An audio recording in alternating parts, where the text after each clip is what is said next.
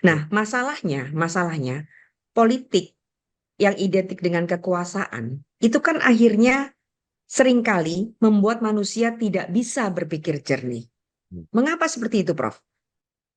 Ya, karena di dalam proses kehidupan ini kan segala sesuatu itu kan ada posisi positif, ada posisi negatifnya. Ya. Nah, eh, banyak ahli mengilustrasikan ya kekuasaan itu sebenarnya seperti hidangan. Eh, Apalagi kalau kita sedang lapar itu kalau lihat ada rendang yang lezat di meja itu kayaknya kita mau menerkam saja gitu kan. Dan biasanya kalau udah terasa enak, cocok, ya itu kita kembali lagi. Biasanya tidak berhenti gitu. Nah ini yang membuat kita sering apa namanya ketagihan, ya. Jadi rata-rata kalau tidak ada sistem kontrol, ya, kalau tidak ada yang mengingatkan, tidak ada mekanisme yang membatasi, itu umumnya orang-orang yang berkuasa itu ketagihan karena lezatnya kekuasaan.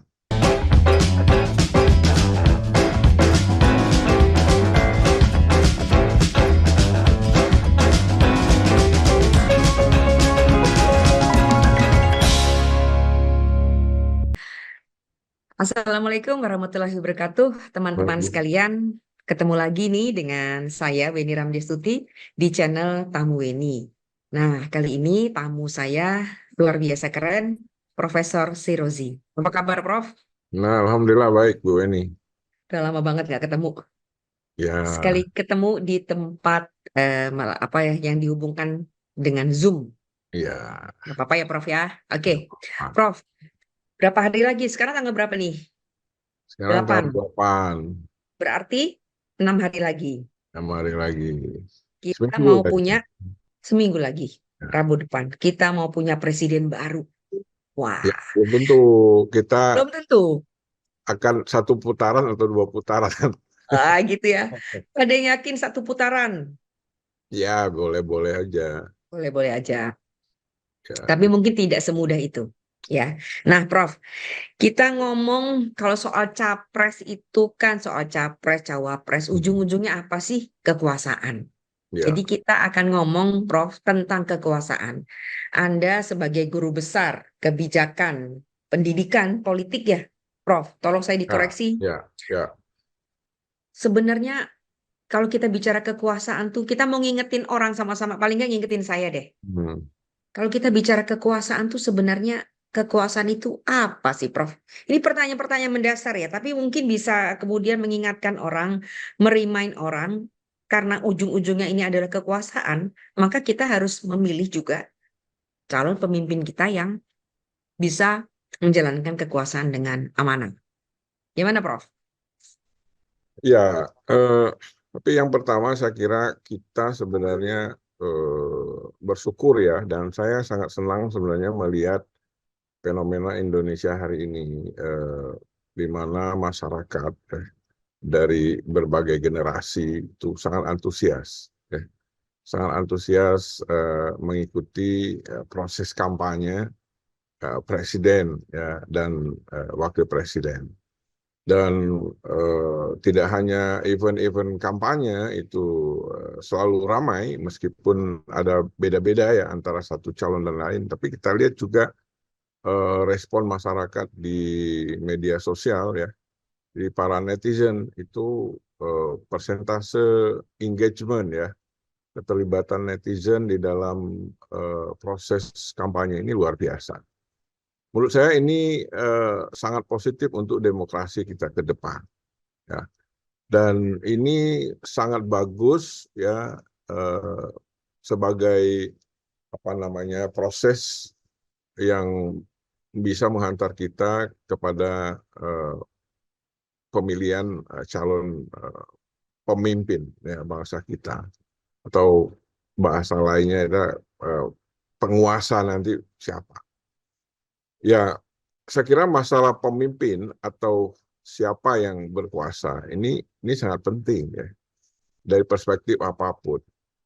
Dan dari perspektif sistem politik modern ya tentu kita tahu ya, jadi ketika kita bicara tentang state ya, tentang negara, itu memang aparatus negara itu banyak sekali.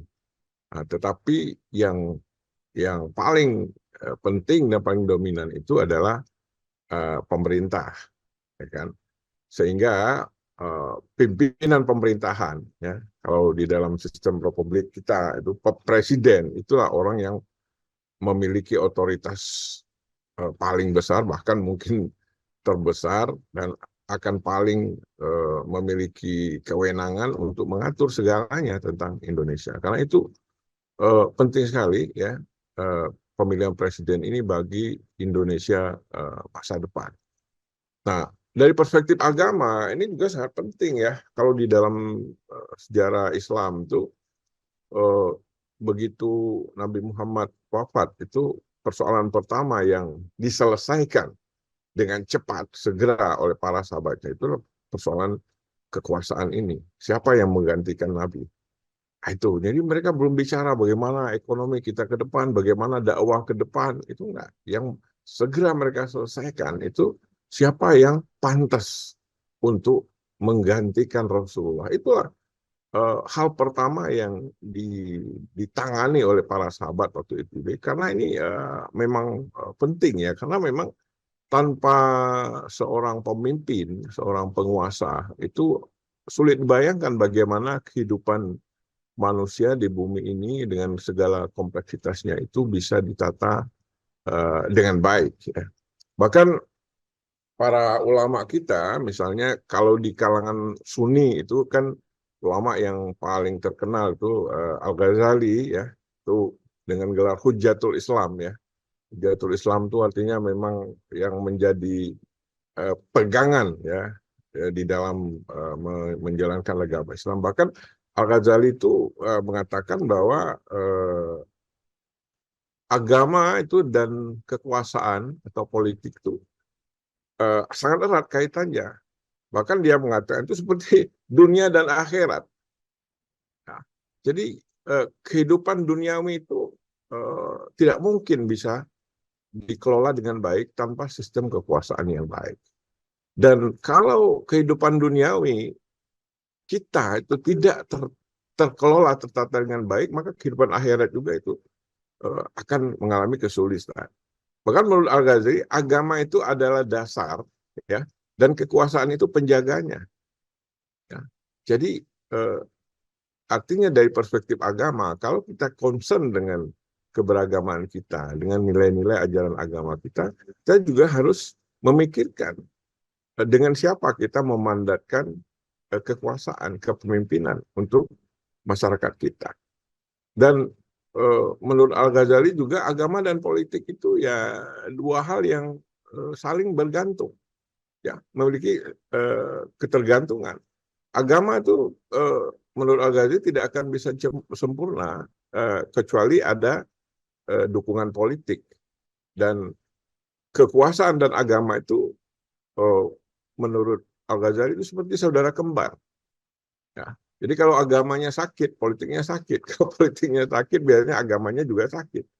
Bahkan salah satu pendiri NU ya, Kiai Haji Wahab Hasbullah, itu mengilustrasikan ya hubungan antara agama dan politik itu seperti segelas teh manis dengan gulanya. Ya. Itu artinya apa? Kalau misalnya Bu Weni disuguhkan segelas teh manis, lalu Bu Weni bilang, waduh saya teh tawar aja ya. Itu apakah bisa? Ya, tuan rumah misalnya, oke, kalau Bu Weni kita buang gulanya, nggak bisa. Karena kalau gulanya dibuang, airnya tehnya juga tertumpah. Nah, begitulah demikian erat ya kaitan antara politik dan apa namanya agama. Bahkan di dalam Al-Quran itu dijelaskan bahwa pemimpin itu memiliki posisi yang sangat penting. Dia adalah orang yang harus ditaati setelah Allah dan Nabi Muhammad gitu kan. Jadi memang mereka ini adalah manusia-manusia pilihan ya yang diamanahkan oleh Allah. Jadi bangsa Indonesia hari ini itu berada dalam satu momen yang sangat penting ya untuk menentukan siapa yang akan diamanahkan untuk menjadi pemimpin.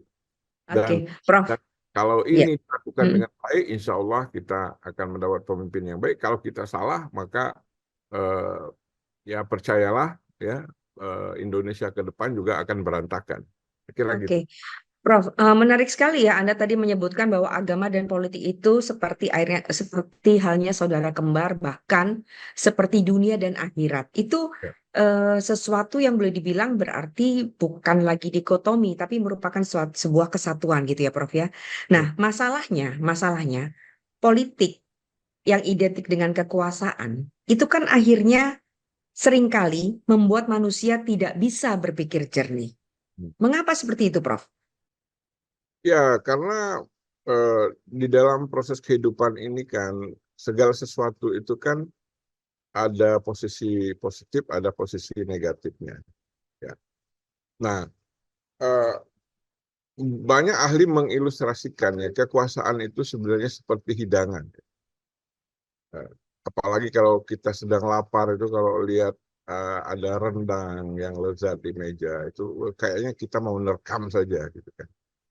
Dan biasanya kalau udah terasa enak, cocok, ya itu kita kembali lagi. Biasanya tidak berhenti gitu. Nah ini yang membuat kita sering apa namanya ketagihan, ya.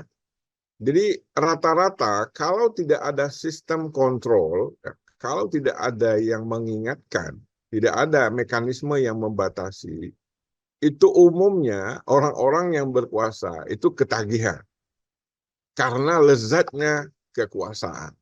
Ya, itu sebabnya kenapa di dalam agama juga dalam sistem yang misalnya apa namanya John Locke itu mengatakan bahwa kekuasaan itu ada kekuasaan eksekutif, tapi harus juga ada legislatif dan harus ada juga apa yudikatif. Ya, itu maksudnya apa? Maksudnya supaya ada proses kendali. Ya, karena kalau tidak ada kendali itu makanya seperti raja-raja zaman dulu kan nggak ada raja-raja itu yang eh, menjalani suksesi tanpa pertumpahan darah, ya, tanpa kematian, ya karena memang nggak ada yang mau mundur. Ya, makanya dalam sistem ketatanegaraan modern itu dibuatlah satu peraturan perundang-undangan, dibuatlah konstitusi supaya eh, syahwat ya untuk ketagihan-ketagihan itu bisa dibendung. Ya kalau enggak ya ya kita akan semua orang yang berkuasa itu ya mau di tingkat apapun itu ya kalau udah merasakan enaknya kekuasaan itu pasti nagih lagi minta perpanjangan minta perpanjangan minta perpanjangan mungkin Ya, ya Prof. di awal saya 1 periode cukup tapi kalau sudah terasa enaknya pingin 2 periode kalau terasa enaknya pingin 3 periode kalau terasa enaknya pingin seumur hidup yaitu itu manusia itu memang seperti itu namanya syahwat ya kekuasaan itu apabila kekuasaan sudah dijalankan dengan syahwat dengan hawa nafsu itu memang seperti itu. Nah Oke. biasanya orang seperti itu tidak memahami hakikat dari kekuasaan karena dia tidak tahu apa konsekuensi dari kekuasaan. Oke, sebelum Ya, sebelum Anda bilang tentang apa konsekuensi kekuasaan, tentu kita ingat sama-sama dengan narasi yang bilang bahwa power tends to corrupt, ya ya, kan, Prof? Membuat manusia tidak bisa berpikir jernih. Nah, sekarang kita lanjut ke apa jadi konsekuensi kekuasaan. Inti atau gini, Prof, inti kekuasaan itu sebenarnya apa sih? ya Untuk intinya untuk untuk apa? ya, Untuk masyarakat supaya apa? ya. Jadi kalau di dalam bahasa agama eh, supaya kita bisa mengendalikan diri itu pertama harus dipahami ya kekuasaan itu amanah ya amanah itu harus diberikan kepada yang berhak. Yang berhak siapa? Yang berhak itu ada rakyat. Ya. Jadi kalau kita mendapatkan kursi kekuasaan itu yang harus kita pikirkan sehari-hari rakyat, ya, rakyat saya ini bagaimana? Ya, sebenarnya seorang penguasa itu nggak perlu rumusan visi yang panjang-panjang. Ya, seorang penguasa itu sebenarnya simpel aja. selama saya berkuasa, kalau bisa rakyat saya ini lebih aman, lebih sejahtera, lebih maju, lebih damai, ya selesai. Sebenarnya cukup. Jadi nggak perlu visi misi yang panjang-panjang. Nah, tapi kalau rakyat kita makin miskin, makin susah, berarti kita tidak amanah. Lalu pertanyaannya, lalu kewenangan yang luas itu kita berikan kepada siapa? Kalau tidak kepada rakyat, ya kan? Nah, kalau bukan rakyat yang menerimanya, maka berarti kita salah kaprah. Dan kalau kita salah kaprah, ya tunggu saja saatnya, ya kan? Ya tentu akan, ya kalau di dalam pepatah kita kan apa namanya, raja adil, raja yang disembah, raja yang zalim, raja yang dipantah. Ya. Sudah banyak sekali.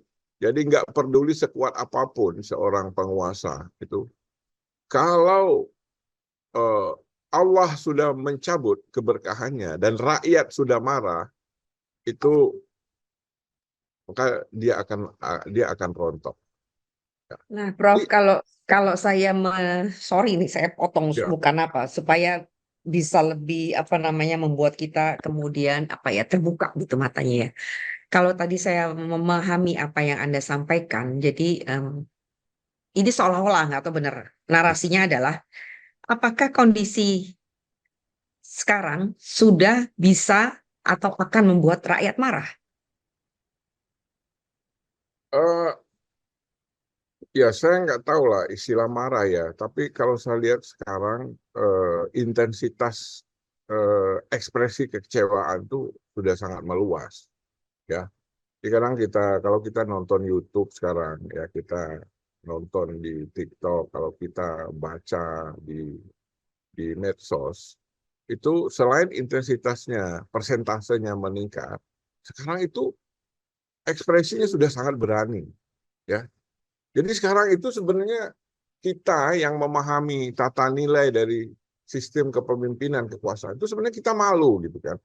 Kok pemimpin kita kok diperlakukan seperti itu? Ya. Tentu di satu sisi, lah ini kok masyarakat kok nggak ada etika. Ya. Tapi saya kira pertanyaan yang penting, kenapa sampai ada masyarakat kita, bahkan sekarang yang muda-muda itu kok kayak nggak ada beban gitu kan, menilai dan menguyah-kuyah, yang mengejek-ngejek pemimpinnya gitu kan. Ya ini harusnya tidak terjadi ya. Pemimpin itu harusnya highly respected ya. Di satu negara itu seorang pemimpin itulah simbol ya, simbol dari bangsanya gitu kan. Nah, jadi berarti ada sesuatu yang salah gitu kan. Kenapa sekarang mulai dari bupati, gubernur, menteri, presiden kok sekarang kok eh, respect masyarakat dari semua segala lapisan ya, mulai dari petani, buruh, itu semuanya kok sudah bisa memberikan penilaian dan memperlihatkan sikap tidak respect ya. Prof, Jadi bukan pasti ada sesuatu yang salah ya. Oke, tapi kan bukankah itu sebuah kebebasan berekspresi yang kita juga pada masa pasca pasca Orde Baru, artinya kita mulai dari reformasi ini zaman yang boleh dibilang era di mana kita bisa mengkritik sedemikian rupa. Apakah itu apa namanya? Bukankah juga harus diapresiasi Ya, kebebasan berpendapat ini? ya, menurut saya itu fakta yang memang perlu kita dicermati oleh para pemimpin ya. Ya, artinya kenapa kok sebenarnya di masa Orde Baru juga banyak ya. Cuma kan belum ada medsos pada waktu itu ya. Yang ada kan eh, media massa, media cetak seperti koran-koran gitu kan. Itu kan gampang Hmm. beredel ya. Nah, tapi sekarang dengan medsos ya, dengan YouTube ini kan sulit. Makanya sekarang itu semuanya nampak ke permukaan. Sebenarnya dari dulu juga seperti itu. Ya, cuma isunya di sini saya kira harusnya rakyat itu respect ya kepada para pemimpinnya. Tapi kenapa sekarang rakyat tuh kok nggak respect? Nah ini saya kira para pemimpin kita harus melakukan introspeksi, ya kan? Nah kenapa gitu? Padahal saya ini udah kerja terus gitu kan? Ya kenapa? Ya berarti ada sesuatu yang salah. Karena naturally ya alamiahnya, kalau masyarakat itu merasa wah ini sudah bagus, ini sudah benar, nggak mungkin mereka apa namanya apa namanya memberikan ungkapan-ungkapan yang dalam quote unquote yang rada-rada mengejek gitu kan. Itu seperti itu Bu Weni. Oke, Prof. Tadi kan Anda bilang siapa itu yang apa namanya tokoh Islam yang tadi Anda sebutkan, Hujatulnya Allah ya. Itu Al-Ghazali apa ya. maksudnya? Ya, Al-Ghazali. Itu Nah, maksudnya apa, Prof? eh, ya Al-Ghazali ini kan ulama terkenal ya di kalangan Sunni ya. Nah, jadi kalau Islam Sunni di Indonesia itu pasti rujukan salah satu rujukan utamanya itu adalah Imam Al-Ghazali ya. Hmm. Hmm. Nah, itu sebabnya kenapa perspektif politik di kalangan Muslim di Indonesia juga banyak menganut paham Al-Ghazali. Itu sebabnya kenapa? Misalnya kalau orang nggak paham bagaimana pandangan Al-Ghazali ini di Indonesia, kenapa kok perlu ada ijma ulama gitu kan? Ya kan gitu ya. Kenapa kok banyak ustadz, banyak kiai kok juga orasi tentang pilpres, tentang kriteria capres. Itu memang rujukan mereka ada gitu kan. Salah satunya itu Imam Ghazali yang terkenal apa namanya dengan kitabnya Ihya Ulumuddin ya. Eh, itu tokoh yang kalau di kalangan Sunni ya nggak bisa diabaikan. Pengaruhnya luar biasa di Indonesia. Prof, sekarang saya minta penilaian, boleh dong ya? Ya, ya, Penilaian dari Profesor Muhammad ya, Sirozi. ya, Kalau kita merujuk pada paslon nomor 1, 2, dan 3 gitu ya. ya, Ini agak menjurus nih, Prof. ya, Saya mau tahu juga nih ya, pandangannya seorang Profesor Muhammad Sirozi. Yang ya. paling pas untuk memimpin Indonesia ke depan ini siapa, Prof? Ya, ya saya kira begini ya. Kalau kita Ciri-ciri deh kalau nggak berani nyebut nama. ya kita Ciri-ciri deh. ya mungkin eh, eh, saya mungkin ini juga ya merujuk pada persyaratan ya. Jadi para ulama juga itu eh, banyak menjelaskan apa namanya apa sih persyaratan seseorang untuk bisa diangkat menjadi pemimpin. Ya. Itu eh, cukup banyak juga persyaratan-persyaratannya. Ya. Yang pertama itu adalah seorang pemimpin itu intelektualitasnya, ilmu pengetahuannya. Mengapa? Karena seorang pemimpin itu akan menghadapi masalah-masalah yang sangat kompleks. Seorang pemimpin itu dituntut kemampuannya itu untuk berijtihad. Ya. Jadi seorang pemimpin itu setiap saat itu eh, dituntut kemampuannya untuk menentukan ini solusinya apa, ini yang terbaik apa. Karena itu di dalam memilih pemimpin itu penting sekali kita memahami mindset dia, ya, cara berpikir dia, gagasan-gagasan dia, ya, kemampuan intelektualnya itu sangat penting. Ya. Itu yang pertama. Yang kedua tentu kalau bahasa agamanya itu kan kejujuran, ya. Nah, kalau bahasa manajemen modernnya itu ya integritas. Ya. Seorang pemimpin itu sebenarnya di dalam proses kepemimpinan itu simpel aja. Ya. Begitu seorang pemimpin berbohong, itu saat itu juga apa namanya reputasinya akan akan hancur. Kalau reputasinya akan hancur itu rakyat sudah tidak akan respect.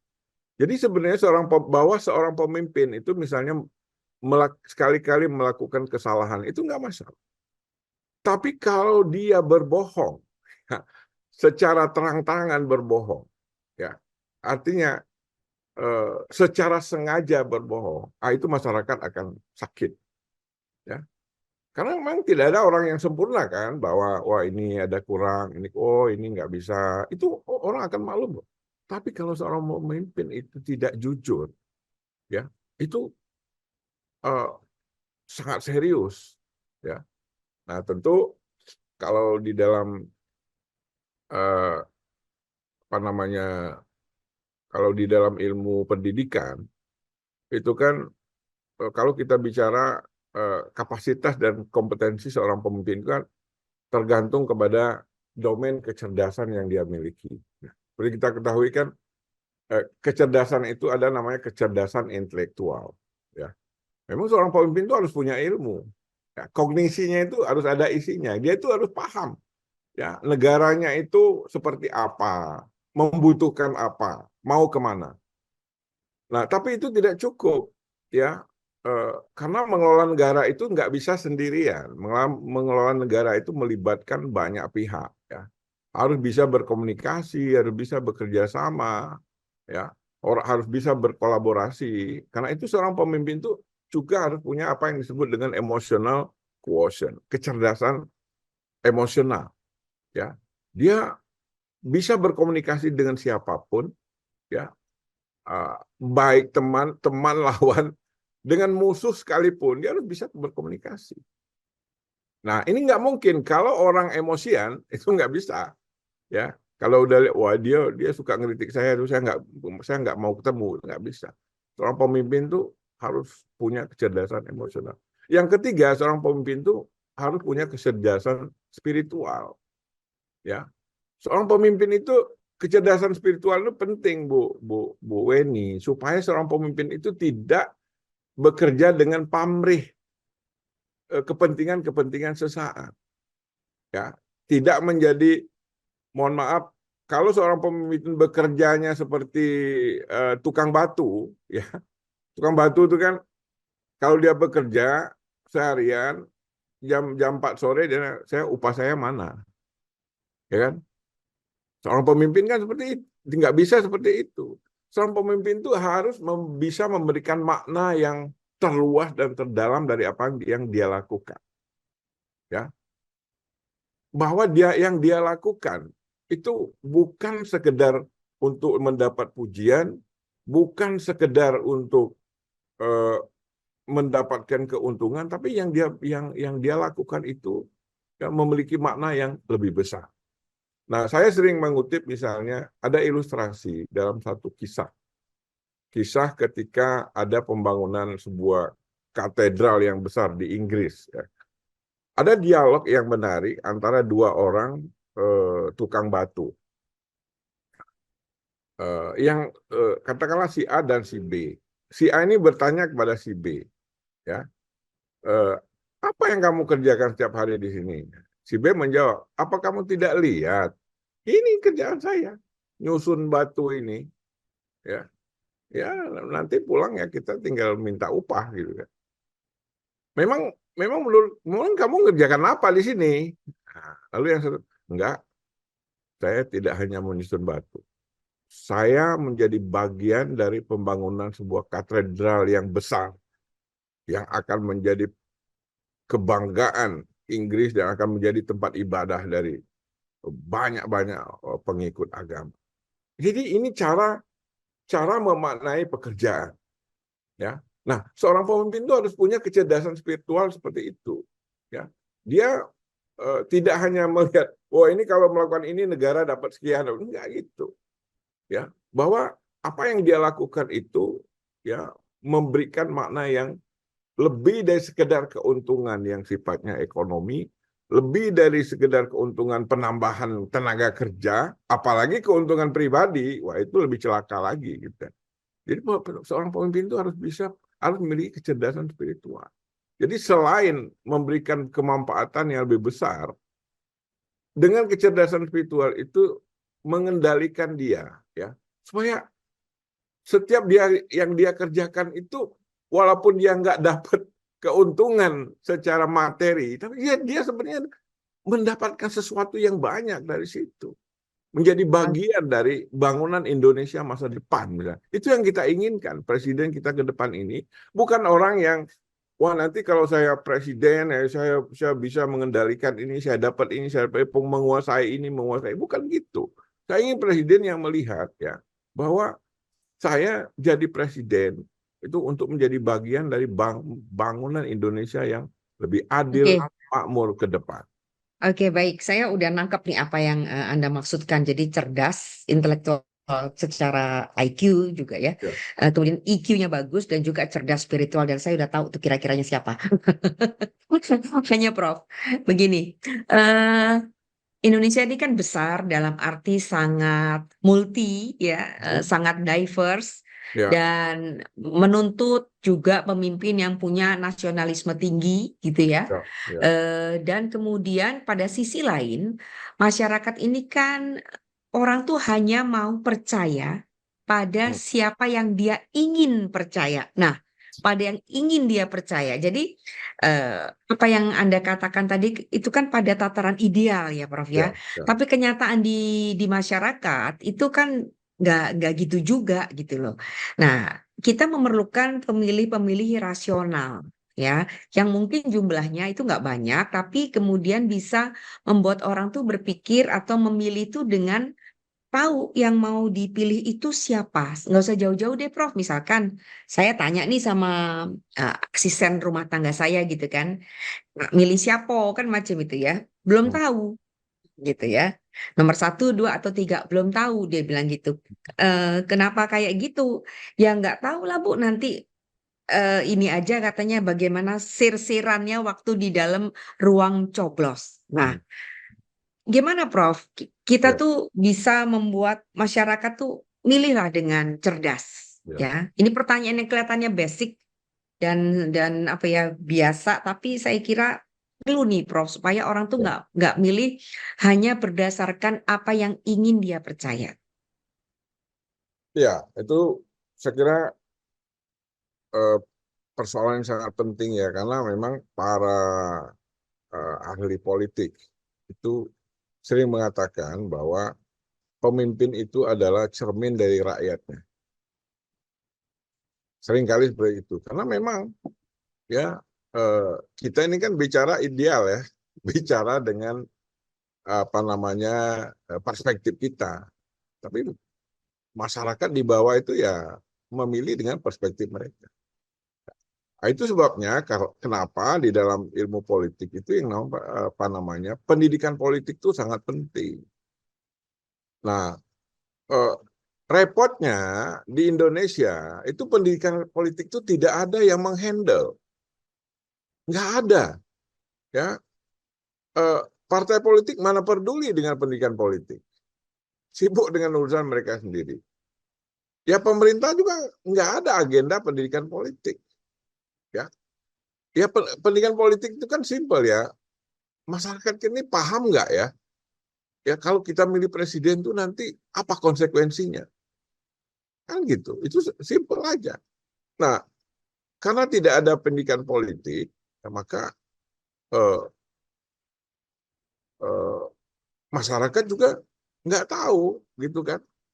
Nah, itu sebabnya kenapa sering saya kalau ketemu dengan aktivis-aktivis mahasiswa, sering saya katakan, coba kalian itu ada sebenarnya wilayah aktivitas yang sangat bermanfaat. Coba kalian buatkan program-program pendidikan politik. Coba turun ke masyarakat. Berikan edukasi politik pada mereka. Supaya mereka paham what is going on gitu. Kalau kita pemilu itu apa yang terjadi gitu. Jangan cuma sekarang kan ada kan oh, misalnya kalau lihat caleg kalau ada posternya, wah ini ibu ini cantik nih, oh ya udah coblos gitu kan. Ya kita nggak bisa menyalahkan masyarakat ya karena itu yang ada dalam pikiran mereka. Mereka nggak tahu gitu kan. Ini siapa akan bisa melakukan apa itu. Nah, kenapa? Karena tidak ada pendidikan politik ya. Karena itu memang eh, saya kira ke depan ini salah satu agenda penting. Kalau kita serius ya ingin menjadi negara yang demokratis itu ya, pendidikan politik itu nggak bisa diabaikan dan kelihatannya kita nggak bisa mengandalkan partai politik ya. Jadi lembaga-lembaga non pemerintah, para aktivis Kan nggak ada aktivis yang spesialis di bidang pendidikan politik kan. Aktivis lingkungan ada, aktivis hukum ada, aktivis ekonomi ada, tapi aktivis pendidikan politik itu nggak ada. Nah, barulah menjelang pemilu seperti ini banyak yang memberikan himbauan-himbauan, tapi kan durasinya nggak cukup sampai menyentuh masyarakat di tingkat bawah gitu. Jadi saya kira kita memang patut khawatir ya, kita patut khawatir gitu kan. Salah satu kekhawatiran kita sekarang ini selain eh, apakah eh, pilpres pemilu ini akan berlangsung secara jurdil ya, itu pertama. Yang kedua, apakah eh, apa yang dikampanyekan oleh calon presiden, ide-ide mereka yang bagus, yang apa namanya cukup menjanjikan itu eh, nyambung gitu dengan eh, cara berpikir masyarakat kita. Ya, ini salah satu kekhawatiran kita ke depan ya. Dan saya kok masih pesimis gitu ya, kalau kita tinggal di kota seperti Palembang nih ya, ya seperti apa namanya asisten rumah tangga Bu Weni aja kan setiap hari kan sebenarnya dengar Bu Weni ngobrol kan, kok masih tidak ini kan. Nah apalagi yang di kebun, di kampung, di desa-desa ya. Ya nonton TV-nya juga mereka nonton musik dangdut kan. Nggak tahan mereka nonton lama-lama, nonton orasi politik kan. Nah, jadi ini tantangan, eh, makanya banyak para pengamat itu mengatakan bahwa membangun demokrasi itu tidak bisa overnight, tidak bisa semalam jadi. Ya, Amerika pun yang sudah ratusan tahun berdemokrasi itu pun masih banyak celah-celah kecurangannya. Ya, nah kita ini kan praktis baru mulai belajar berdemokrasi ini 30 tahun terakhir ya, sejak 999 lah ya. Nah, sehingga memang eh, tantangan untuk mewujudkan demokrasi yang sebenarnya itu masih susah ya. Dan kalau kita lihat juga dari komposisi pendukung-pendukung ini kan masih banyak orang yang mendukung calon itu bukan karena polisinya, bukan karena kapasitasnya, kompetensinya, tapi karena kepentingan-kepentingan yang kepentingan sesaat, jangka pendek gitu kan. Hmm. Ya, Kepentingan perut lah boleh ya dibilang ya, Prof. masih sebatas ngurusi perut gitu kan. Nah itu Mm-mm. kan belum ada politik kita ini belum ideologically based ya, belum berbasis ideologi ya, Hmm. belum berbasis idealisme ya, tetapi masih berbasis kebutuhan-kebutuhan sesaat.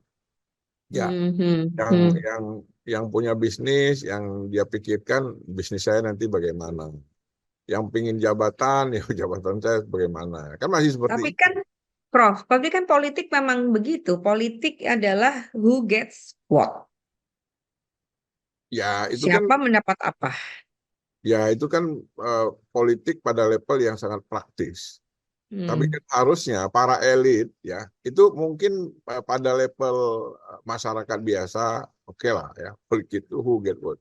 Tapi harusnya di kalangan para elit itu mereka sudah menganut mazhab high politik. Ya, High politik. ya high politik tingkat tinggi itu bukan tidak lagi membicarakan saya mau dapat apa ya. Ya itu kan simpelnya. Eh, Kalau politisi itu ya seperti itu ya, who get what. Tapi kalau negarawan itu kan bukan di situ ya, bukan soal saya dapat apa, negara ini mau dibawa kemana gitu kan. Nah, Saya kira oke. adalah beberapa Mm-mm. tokoh politik kita yang sudah, menurut Mm-mm. saya ya, sudah masuk ke wilayah high politik ini, tapi sebagian besar itu ya masih politisi ya.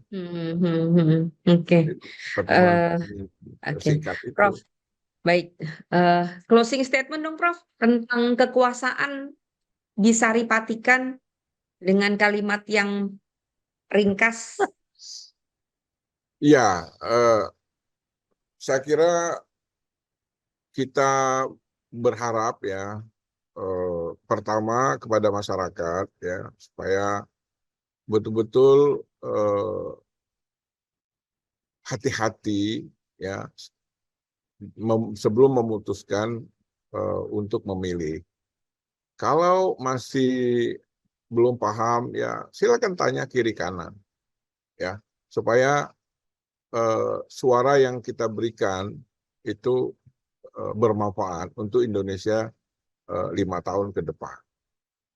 Dan kepada para kandidat itu saya kira kita berharap ya mereka pahami betul ya bahwa kekuasaan ini bukan sekedar saya ingin memenuhi catatan biografi saya bahwa saya pernah jadi presiden ya. Bahwa ini disaksikan oleh Allah Subhanahu wa taala dan disaksikan langsung oleh rakyat. Dan seorang penguasa itu tidak hanya bertanggung jawab kepada rakyat, tapi juga bertanggung jawab kepada Tuhan. Jadi itu sangat penting supaya kita tidak lancang-lancang ya merasa saya siap ya untuk menjadi presiden ya. Bahkan di zaman Nabi Muhammad itu ada beberapa sahabat itu yang misalnya merasa kenapa kok saya nggak dikasih jabatan sama Rasulullah. Rasulullah bilang, ya kamu memang taat beribadah, ya kamu memang sholat, puasa, tapi kamu tuh tidak kuat kalau jadi pemimpin. Jadi para kandidat ini harusnya introspeksi lah. Apakah saya ini punya kapasitas yang cukup untuk memimpin Indonesia ke depan? Ya, kalau nggak cukup ya udah introspeksi diri aja, tahu diri gitu kan. Ya supaya jangan nanti menyesal ya, dikira jadi presiden itu gampang, enak ya, tapi ternyata tanggung jawabnya luar biasa. Dan saya kira apabila rakyat kita menentukan pilihannya dengan baik dan para calon kita mempersiapkan diri dengan baik, insya Allah ke depan ya apapun hasilnya kita akan memiliki pemimpin yang baik dan yang bisa membawa Indonesia ke depan lebih baik. Saya kira gitu Bu Yeni. Oke, terima kasih banyak Prof untuk Ya, pencerahannya. Semoga ini menginspirasi ya semua netizen di luar sana yang nonton, amin. bermanfaat dan tentu saja akan memilih pemimpin yang kita percaya bahwa bisa memimpin Indonesia 5 tahun ke depan sedikitnya. Mana tahu mau 2 periode lagi karena itu tadi. Karena kekuasaan itu adalah membuat kita Lagi. seringkali punya syahwat yang besar Ya. untuk terus berkuasa. Oke, Prof, terima kasih banyak. Terima kasih Sampai sama-sama Bu Yeni. ketemu. Ya. Waalaikumsalam. Assalamualaikum.